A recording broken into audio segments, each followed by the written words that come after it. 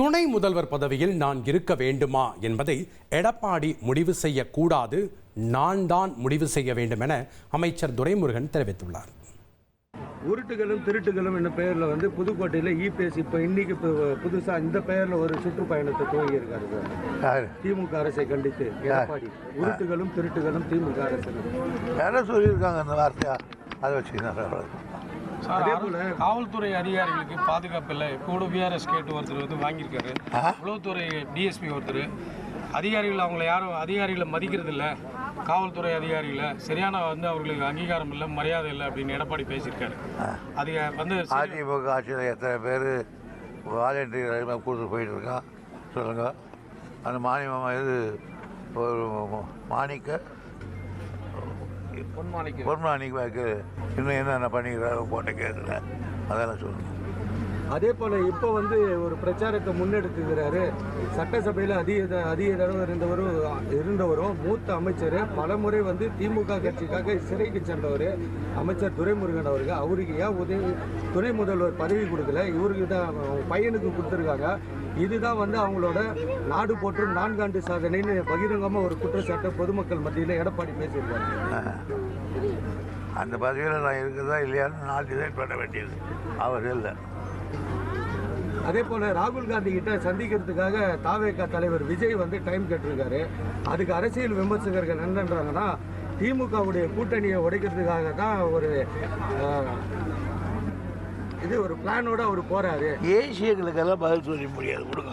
ராமதாஸுக்கு இன்னைக்கு வந்து பிறந்த நாளுங்க, வாழ்த்து தெரிவிச்சிங்களா? ராமதாஸுக்கு இன்னைக்கு பிறந்த நாள், வாழ்த்து தெரிவிச்சிங்களா? அவ்வளோ பெரியவருக்கு நான் என்ன சொல்றது. ரைட். அதே போல் அவர் சொல்லியிருக்காரு, அவருடைய கட்சி கொடியையும் அவருடைய பாவட்டாளி மக்கள் கட்சின்ற பெயரையும் வந்து அவங்க பையன் அன்புமணி பயன்படுத்துறதுக்கு தடை சொல்லியிருக்காரு சார். சொல்லி இப்போ டிஜிபி கிட்ட மனு கொடுத்துருக்காரு. ஏதோ அவங்க குடும்ப சட்டை அதை போய் இதெல்லாம் கேட்டுக்கிட்டு. ராமதாஸோட கூட்டணி அமைக்கிறதுக்கு ஏதாவது வந்தால் வாய்ப்பு இருக்குங்களா அவங்களை சேர்த்துக்க? அதிமுக ஆட்சியில் தமிழக மக்களின் உரிமையை தாரை வார்த்து உருட்டுகளும் திருட்டுகளும் செய்தது எடப்பாடி பழனிசாமி தான் என தமிழ்நாடு காங்கிரஸ் கமிட்டி தலைவர் செல்வ பெருந்தகை விமர்சித்துள்ளார். பாஜகவோட கூட்டணி வைக்கிறதுனால அதிமுக அழிஞ்சு போகும்னு சொல்றாங்க. 99, 2001, 2004 காலகட்டத்தில் பாஜகவும் திமுகவும் கூட்டணி இருந்தது. அப்ப திமுக அழிஞ்சு போலன்னு சொல்லிட்டு அதிமுக போய் சிலர் எடப்பாடி குறைந்தபட்ச செயல் திட்டத்தோடு காமன் மினிமம் ப்ரோக்ராம் 5 பாயிண்ட் ப்ரோக்ராம்ல போனாங்க. அவங்க என்ன சொன்னாங்க, பாஜக உங்க சித்தாந்தம் வேற எங்க சித்தாந்தம் வேற, நீ வந்து பாபர் மசூதி இடிக்க கூடாது, இந்திய திணிக்க கூடாது, சிவில் சட்டத்தை மாற்றக்கூடாது அப்படின்னுட்டு காமன் மினிமம் ப்ரோக்ராம் அக்ரிமெண்ட்ல கையெழுத்து போட சொன்னாங்க. கையெழுத்து போட்டு கொடுத்த பிறகு அவங்க கூட்டணியில் வச்சாங்க. நீங்க என்ன பண்ணீங்க? அது மாதிரி அக்ரிமெண்ட்லாம் இல்லை. நீட்டு தாரைவாத்து கொடுத்தீங்க, உதய மின் திட்டு தான் தாரைவாத்து கொடுத்தீங்க, ஜிஎஸ்டில போய் கையெழுத்து போட்டீங்க. எதெல்லாம் அம்மையார் ஜெயலலிதா பிடிவாதமா தமிழ்நாட்டு நலனுக்காக உறுதியா இருந்தாங்களோ பிஜேபி கூட சண்டை போட்டுட்டு நீங்க கூப்பிட்டு இங்க கையெழுத்து போட்டு அங்க கையெழுத்து போட்டீங்க. வித்தியாசம் ரெண்டுத்துக்கும் நிறைய ஏராளமாக இருக்கு. அவங்க கூட்டணி வச்சது வேற, நீங்க கூட்டணி வச்சிருக்கிறது வேற. உங்க கட்சியை 4ஆ உடைச்சிருக்கிறாங்க. டிடிவி ஒரு பக்கம், சசிகலா அம்மா ஒரு பக்கம், ஓபிஎஸ் ஒரு பக்கம், எடப்பாடி ஒரு பக்கம். திமுக எதனா உடைக்க முடிஞ்சதா? அதனால ரெண்டுத்துக்கும் நிறைய வித்தியாசம் இருக்கு. அவர் விவரம் தெரியாம பேசுறாரு. உருட்டுகளும் திமுகவின் உருட்டுகளும் திட்டுகளும் பேர்ல ஆரம்பிச்சிருக்காரு.